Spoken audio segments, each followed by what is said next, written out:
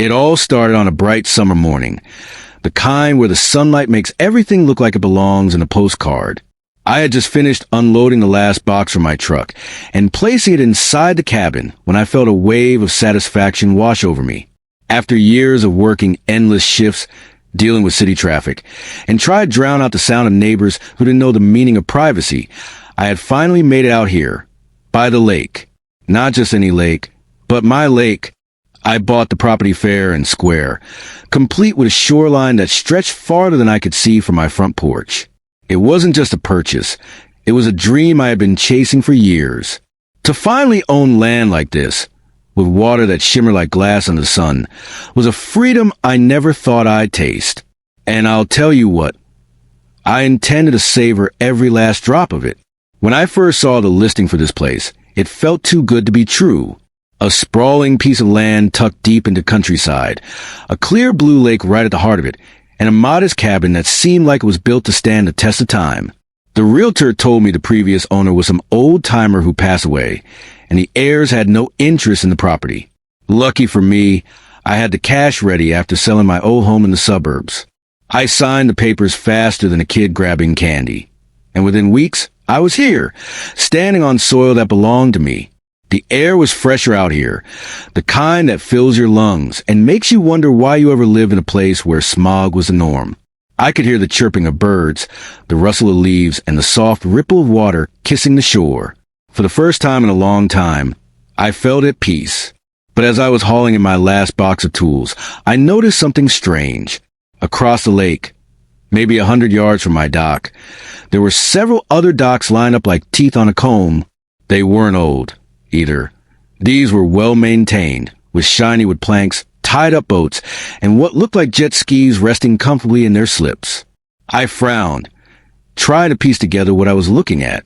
I knew the property boundaries. Hell, I had spent hours going through the survey maps. This entire lake, every inch of it, was mine. The deed said so. I walked inside, grabbed the map from the kitchen counter, and spread it out on the table just to be sure I wasn't losing my mind. Sure enough, it was all there in black and white. My land, my water. So what the hell were those docks doing on my lake? At first, I shrugged it off. Maybe they had some kind of lease agreement with the previous owner. No big deal. I figured I'd ask around later. Maybe even introduce myself to the folks living nearby. The last thing I wanted was to start trouble on my first day. But as I sipped on a cold beer and admired the view from my porch, I noticed something else. Movement. A group of people was gathering across the lake, near the docks. They looked like a small crowd, dressed in casual summer clothes, some wearing polo shirts with matching colors. From where I stood, I couldn't hear a thing, but I could tell from their gestures that they were having a heated discussion. A couple of them kept pointing toward my cabin. I raised an eyebrow. What in the hell was that about? I didn't have to wonder long. Maybe an hour later, just as I was starting to unpack, I heard the sound of engines, multiple engines. I walked out to the porch and saw a convoy of SUVs and pickup trucks rumbling down the dirt road that led to my property. Dust clouds kicked up behind them like a storm rolling in. My gut told me this wasn't a friendly neighborhood welcoming committee bringing pies and handshakes. Sure enough, the vehicle screeched to a stop right in front of my cabin, and out stepped a group of about a dozen people, all wearing smug expressions and clipboards tucked under their arms. Leading the charge was a woman in her late 40s, tall, sharp-featured, with a face that looked like it hadn't cracked a smile in years. She strutted toward me like she owned the ground beneath her heels. "Are you the new owner?" she barked before I could even say hello. Her tone wasn't curious. It was accusatory. That'd be me. I replied, keeping my voice calm. "Name's Jack." She didn't bother introducing herself. Instead, she shoved a clipboard at me, the pages fluttering in the breeze. This is a violation. You can't just move in here without meeting with the HOA first." I blinked. "The what now?" "The Homeowners Association," she snapped, as if I had just insulted her personally. "This entire lake community is managed by the HOA. There are rules. There are fees. There are guidelines that must be followed if you want to live here." I stared at her for a long moment, then let out a low chuckle. "Ma'am, I think you got the wrong guy. I don't live in your community. I own this property. Bought it outright. Her lips curled into a smirk that could sour milk. Oh, we know what you bought. That cabin, that piece of dirt, and that little patch of shoreline. But the lake? That belongs to us. That made me laugh even harder, and from the look on her face, she didn't appreciate it. Lady, I said, stepping down from the porch and holding her gaze, you might want to check your facts before you go spouting nonsense. Because according to this, I pulled out a folded copy of my deed from my back pocket. That lake is mine. Every inch of it. The smirk vanished, replaced by a twitch in her jaw. She snatched the paper from my hand and scanned it like her life depended on it. When her eyes flicked back up at me, they were full of something I recognized instantly. Panic buried under layers of arrogance.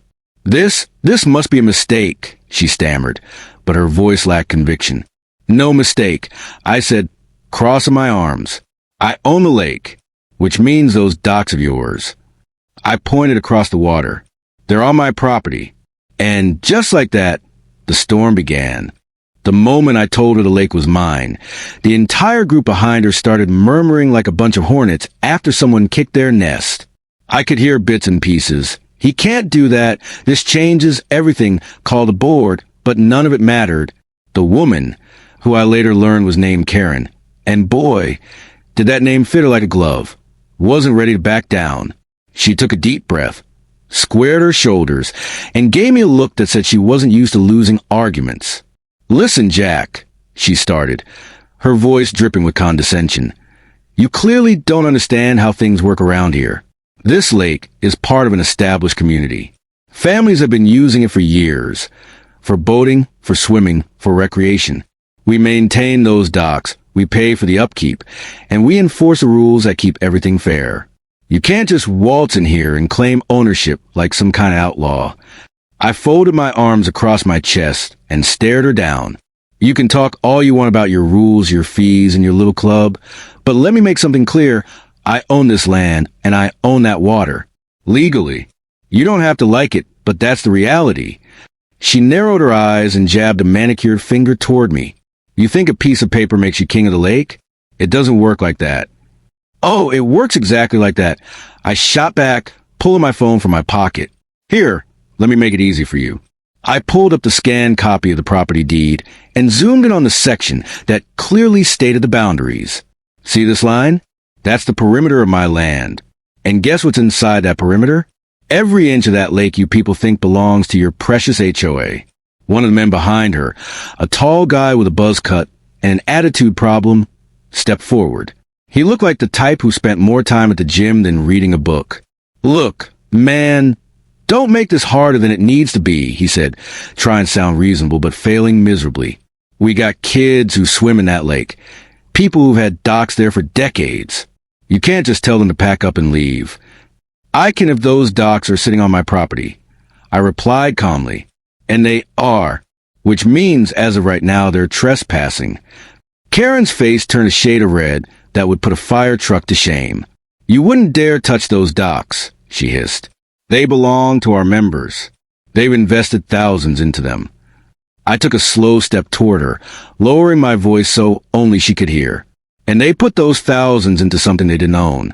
That's not my problem. That's theirs. For a moment, silence hung between us like a thick fog. Then she snapped her fingers, and two more people stepped forward. Clipboard warriors armed with legal jargon and smug grins. Fine, she said, her voice as cold as the water behind me. You want to play games? We'll play. But understand this. The HOA isn't going anywhere. And neither are those docks. I tilted my head, letting a slow smile spread across my face. Oh, they'll go, I said softly. One way or another. The tension was so thick you could have sliced it with a butter knife. Finally, Karen spun on her heel, her army of clipboard soldiers following behind her like obedient ducks. As they piled back into their vehicles, I heard her bark something about calling an emergency board meeting.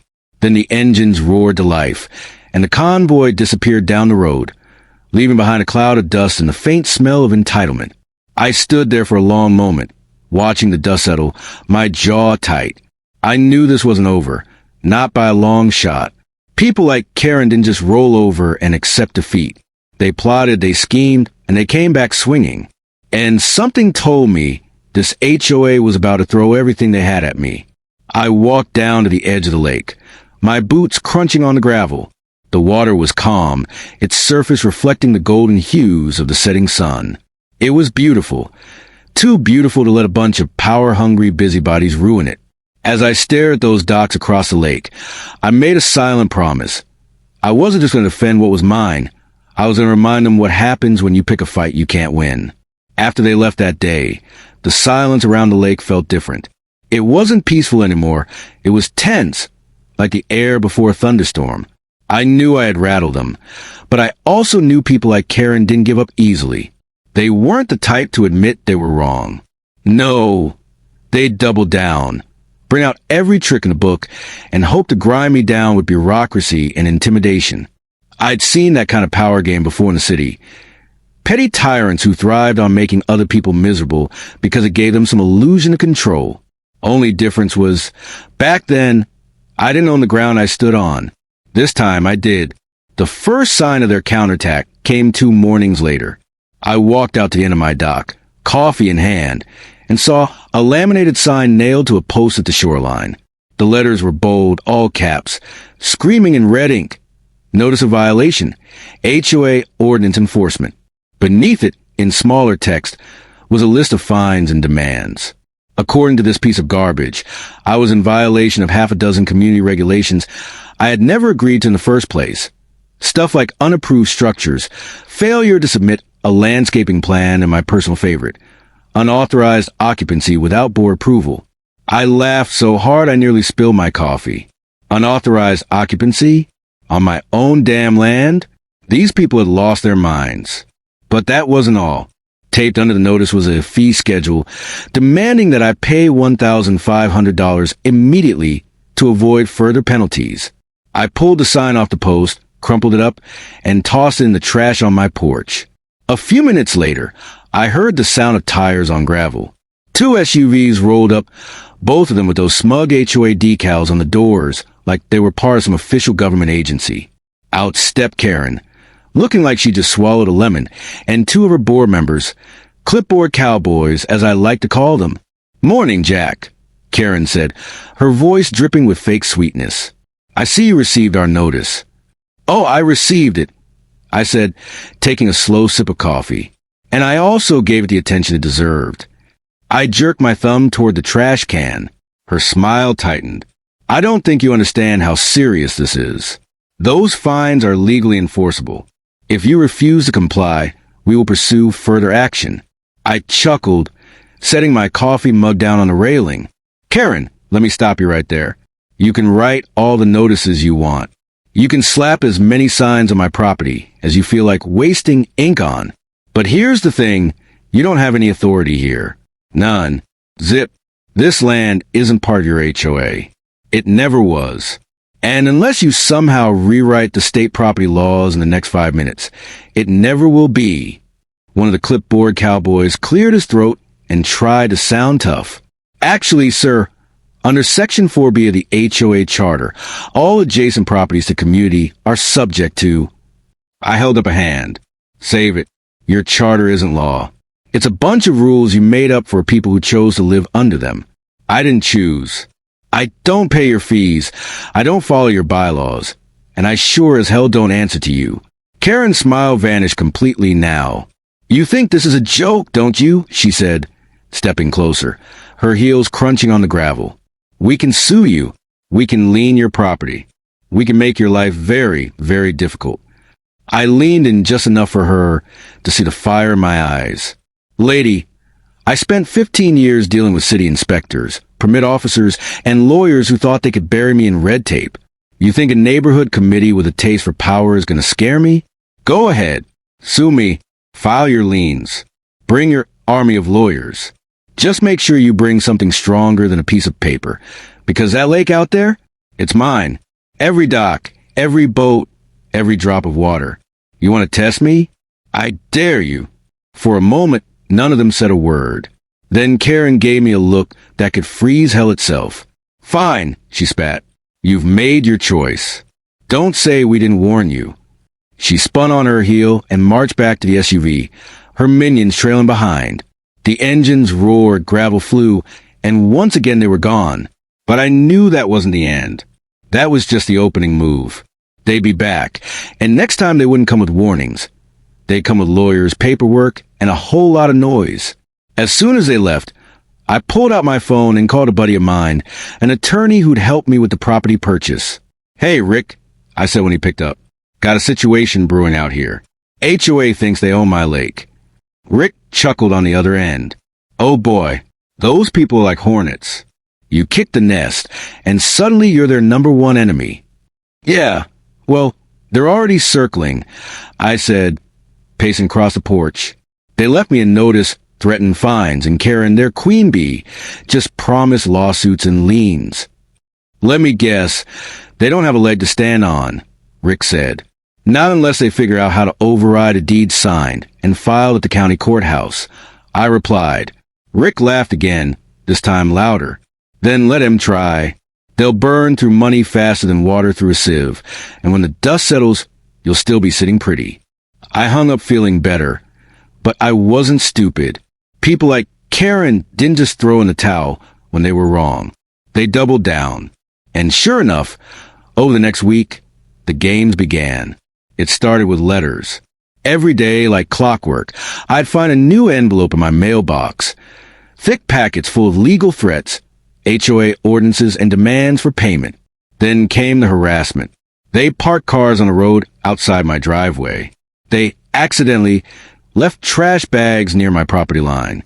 One guy even showed up pretending to be a surveyor, trying to measure my shoreline. I sent him packing so fast, he probably left skid marks. But the kicker came one evening when I was grilling on the porch. I looked across the lake and saw a group of them, Karen included, gathered on one of the docks, pointing and shouting like they were staging some kind of military briefing. I couldn't hear what they were saying, but I could guess. And that's when I decided it was time to stop playing defense and start playing offense. The next morning, I drove into town and filed a formal notice at the county clerk's office asserting my ownership rights, complete with a map showing the lake boundaries. Then I hired a couple good old boys with a flatbed and some tools. By noon, we were hauling the first dock out of the water. You should have seen their faces when they showed up. Karen came barreling down the road, like a bat out of hell, tires spitting gravel, her army right behind her. She jumped out of the SUV, screaming so loud the birds took off from the trees. "What the hell do you think you're doing?" she shrieked. I wiped the sweat from my brow and smiled. "Removing trespassers' property from my land. You know, exercising my rights as a legal owner." "You can't do this," she yelled, her voice cracking. "Those docks are worth thousands. You're destroying private property." "Wrong," I said, pointing to the waterline. "They're on my property, which means they're my problem, and I'm solving it." One of the guys with her stepped forward like he wanted to take a swing at me. I didn't flinch. "Careful," I said, my voice low. "Lay a finger on me, and you'll be explaining it to the sheriff. Who, by the way, already knows what's happening here." Karen's face went from red to white. "You called the sheriff?" "No," I said, grinning. "He called me. Turns out he likes fishing on this lake. And now that I own it, he made sure to give me his personal cell in case anyone causes trouble." The silence that followed was sweeter than any victory speech I could have given. For the first time, I saw doubt flicker in Karen's eyes. She opened her mouth, then closed it, then spun on her heel and stomped back to her SUV without another word. That was the day the war really started. And trust me, I wasn't about to lose. After the day I hauled out that first dock, the whole tone of the fight changed. The HOA wasn't just mad anymore, they were desperate. Desperate people make stupid moves. And let me tell you, Karen was about to make a whole string of them. The very next morning, I woke up to the sound of knocking. Not a polite knock. Either this was the kind of pounding you hear when someone thinks they have authority. I opened the door to find a uniformed deputy standing on my porch, sunglasses glinting in the morning sun. Behind him, in her usual battle stance, stood Karen with two of her clipboard disciples. "Morning, sir," the deputy said. tipping his hat. Guy reported some property damage out here. Let me guess, I said, leaning against the doorframe. Karen here thinks me hauling off my own lakefront is a crime. Karen stepped forward before the deputy could answer. He destroyed private property, she screeched. Those docks belong to our members. That's criminal mischief, theft, vandalism. The deputy held up a hand to quiet her, then turned back to me. Mind telling me your side? Happy to, I said, pulling the folded deed from my back pocket and handing it to him. This here says I own the entire lake and its shoreline. Those docks were sitting on my property, without permission. I gave them 72 hours to remove them. They didn't, so I did. The deputy scanned the deed for a good minute. Then he looked up at Karen, his expression neutral. He's right, he said flatly. Karen's jaw dropped. What? Property rights are property rights, the deputy said with a shrug. If the lake's his, then so's anything attached to it without his say-so. You want your docks back, ma'am? Best move them to land you actually own. Karen's face twisted like she'd bitten into a lemon dipped in vinegar. This is outrageous. We'll sue. We'll take this all the way to the state Supreme Court. You do that, the deputy said calmly, handing the deed back to me. Far as I can see, he's within his rights. Y'all have a nice day. And just like that, the law walked away, leaving Karen fuming so hard I thought smoke might start coming out her ears. She spun around, climbed into her SUV, and slammed the door so hard the whole vehicle shook. Gravel flew as she tore off down the road. I just stood there on the porch, sipping my coffee and smiling like a man who knew he'd just won the first real battle. But I wasn't naive. Karen wasn't the type to retreat quietly. No, she was regrouping, planning her next move. And I had a feeling it was going to be big. I didn't have to wait long. That evening, I got a letter hand-delivered by one of their lackeys. It was a formal summons to attend an HOA emergency meeting at the clubhouse the next night. The wording was pure intimidation. Failure to appear may result in further legal action. I laughed so hard, I nearly tore the paper in half. But then an idea hit me. Why not show up? Not because they had any power over me, but because I was ready to end this little war on my terms. The next night, I rolled up to the clubhouse in my old Chevy truck. The parking lot was full. SUVs, sedans, even a couple of shiny luxury imports. Inside, the place was packed. The whole lake community must have turned out for the show. At the front of the room, behind a long table, sat Karen and her board members, looking like a bunch of judges about to hand down a sentence. When I walked in, every head turned. The murmurs started immediately. I took my time, sauntering down the aisle, and plopped myself in the front row like I owned the place, which, funny enough, I practically did. Karen cleared her throat, trying to sound official. Mr. Walker, she said, using my last name like we were in court. You've been called here to answer for your repeated violations of HOA regulations and your unlawful interference with community property. I raised a hand like I was in school. Quick correction before we get too far. None of what you just said applies to me. I'm not in your HOA. Never signed your agreements. And as for that so-called community property, hate to break it to you, but that lake belongs to me, which means those docks you love so much. They're sitting on my land without permission. The room erupted in murmurs again. Karen banged a little wooden gavel on the table like she was Judge Judy. Order, order.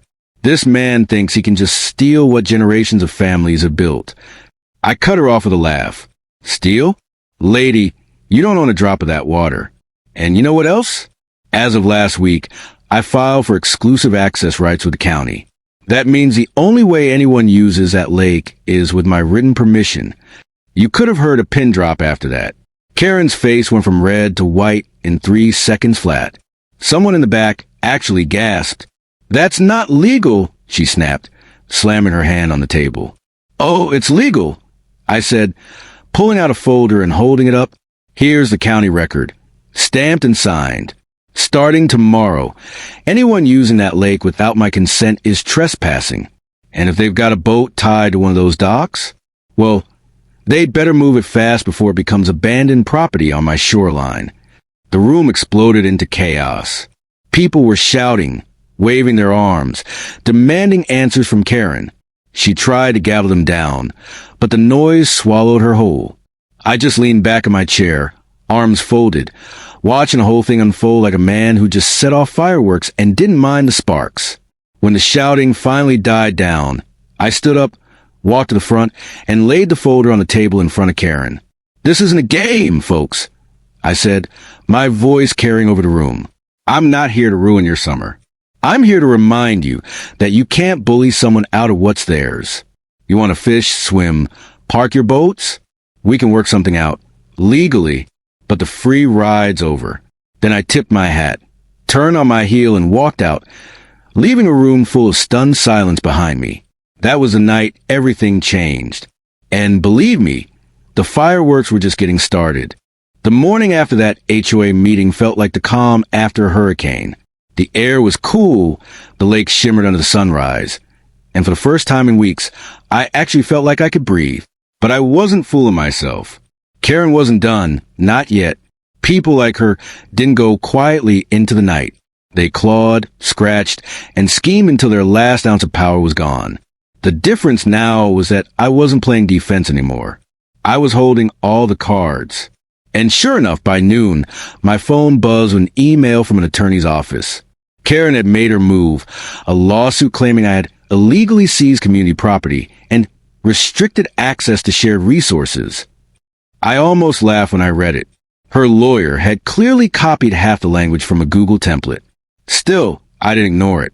I forwarded it straight to Rick, my attorney buddy.